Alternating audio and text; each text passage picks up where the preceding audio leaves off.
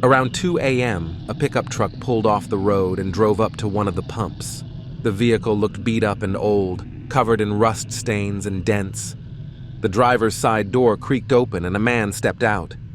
He was unshaven, with scraggly hair sticking out from under a battered baseball cap. I watched on the security monitor as he shoved the gas nozzle into his truck and began filling the tank. He was wearing a stained jacket and ripped jeans, clearly down on his luck. After a minute or two, the man replaced the nozzle and started walking towards the station entrance. A tingle of nervousness passed through me. There was something about this guy that put me on edge, but customers were few and far between this time of night, so I composed myself and put on a courteous smile as the entrance bell chimed. "How's it going tonight?" I asked as the man shuffled up to the counter. He didn't respond, just stared at me with dark, sunken eyes. His face was etched with deep wrinkles, and his hands were caked with dirt and grime. I can ring you up for the gas whenever you're ready," I said, unsettled by his silence. I hated that my uncle's gas station let people fill up their tanks before coughing up the cash. I mean, that's pretty much the only reason we stayed open all night long. As expected, the man continued staring, unblinking. After an awkward moment, he slowly turned his head and gazed around the station, as if taking in his surroundings for the first time. A shiver raced down my back. Without a word, the man reached into his jacket pocket and pulled out a long hunting knife. Under the harsh fluorescent lights, the stained metal blade glinted dangerously.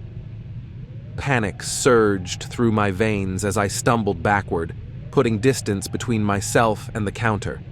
"Whoa, man, take whatever you want, just put the knife away," I said, raising my hands defensively. The man tilted his head like a curious animal, then began stalking towards me. My heart hammered against my ribs. Adrenaline kicked in, and I knew I had to act fast. When the man lunged with the blade, I managed to grab his wrist and we struggled violently. He was startlingly strong for his haggard appearance. The knife slashed wildly through the air as we spun and shoved each other.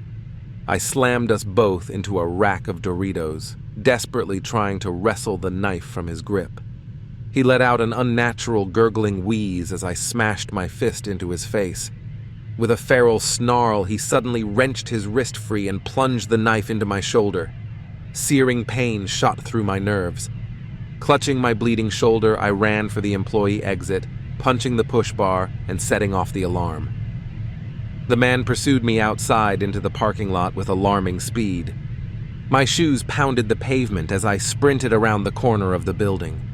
The lot was cast in shadow, the only light coming from a single lamp above the station entrance. I pressed my back against the cold brick wall, gasping for breath. Blood continued to pour from my wound, soaking my uniform. I had to find a way to get help before I lost too much. Peering around the edge of the building, I could see the entrance where I had escaped.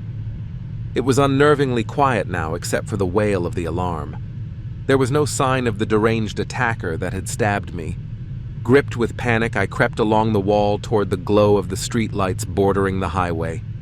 If I could just make it to the road, hopefully I could flag down a passing car.